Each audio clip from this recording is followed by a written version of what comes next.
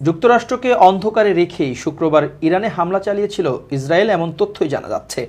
Israel তার ঘনিষ্ঠ মিত্র যুক্তরাষ্ট্রকে বৃহস্পতিবার জানিয়েছিল পাস ওভারের ছুটি শেষ হওয়ার আগে তারা ইরানে হামলা চালাবে না। এক সিনিয়র কর্মকর্তা মিডল ইস্ট আইকে জানিয়েছেন, পরিচয় প্রকাশ না করার শর্তে ওই সিনিয়র মার্কিন কর্মকর্তা বলেন, মার্কিনীদের ইসরায়েল আশ্বস্ত করেছিল যে পাস ওভারের ছুটি শেষ না হওয়া পর্যন্ত ইরানে তারা হামলা চালাবে না। উল্লেখ্য, পাস ওভারের ছুটি শুরু হবে 22 এপ্রিল, শেষ হবে 30 এপ্রিল।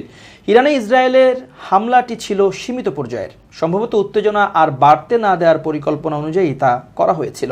ইরানি রাষ্ট্রীয় মিডিয়ার খবরে বলা হয়, ইস্পাহান নগরীতে 3টি ড্রোন গুলি করে ভূপাতিত করা হয়েছে।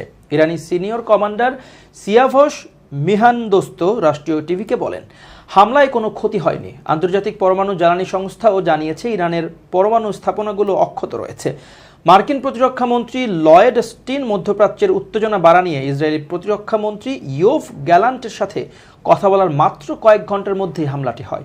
ইতালির ক্যাপ্রি দ্বীপে সাংবাদিকদের মার্কিন পররাষ্ট্রমন্ত্রী অ্যান্টনি ব্লিংকেন ইরানের উপর হামলার ব্যাপারে প্রশ্নের জবাব দিতে অস্বীকার করেন। তিনি বলেন, কোনো ধরনের আক্রমণাত্মক অভিযানে যুক্তরাষ্ট্র জড়িত ছিল না। এটুকু ছাড়া আমি ইরানে হামলার ব্যাপারে কিছুই বলছি না। তিনি বলেন, আমাদের অংশীদারদের নিয়ে যুক্তরাষ্ট্র উত্তেজনা কমাতে কাজ করে যাবে। তবে শুক্রবার সকালে ইতালির পররাষ্ট্রমন্ত্রী অ্যান্টোনিও তাজানি সাংবাদিকদের বলেন, একেবারে শেষ মুহূর্তে হামলাটির ব্যাপারে যুক্তরাষ্ট্রকে অবহিত করে ইসরায়েল। তিনি বলেন, যুক্তরাষ্ট্রের সাথে হামলাটির ব্যাপারে কোনো আলোচনা হয়নি, এটা ছিল স্রেফ একটি তথ্য। মিডল ইস্ট আই এ ব্যাপারে হোয়াইট হাউসের মন্তব্য চেয়েছিল, কিন্তু এই প্রতিবেদন প্রকাশ পর্যন্ত কোনো সাড়া পাওয়া যায়নি। ওয়াশিংটনে মার্কিন দূতাবাসের সাথে যোগাযোগ করেও কোনো জবাব পাওয়া যায়নি। এদিকে শুক্রবার বিকেলেই ইরানি বিমানবন্দরগুলোতে বিমান চলাচল শুরু করে। এছাড়া রেভলিউশনারি গার্ডের এক কমান্ডার রয়টার্সকে বলেন, বদলা নেয়ার কোনো পরিকল্পনা তাদের নেই।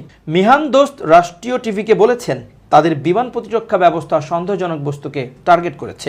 তিনি বলেন, হামলায় কোনো ক্ষতি হয়নি। এদিকে এক বিশ্লেষক ইরানি রাষ্ট্রীয় টিভিকে বলেছেন, মিনি ড্রোনগুলো অনুপ্রবেশকারীরা ইরানের ভেতর থেকেই উড়িয়েছিল। ইসরায়েলি কর্তৃপক্ষ হামলার ব্যাপারে নীরব রয়েছে।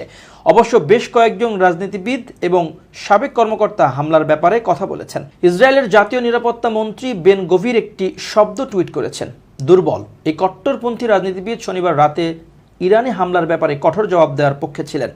গত 7 অক্টোবর গাজায় ইসরায়েলের যুদ্ধ ঘোষণার পর থেকে বাইডেন প্রশাসন মধ্যপ্রাচ্যে যুদ্ধ আরও ছড়িয়ে পড়া রোধের চেষ্টা করছে, কিন্তু তারা আবার একই সাথে ইসরায়েলকে সামরিক সহায়তাও অব্যাহত রেখেছে।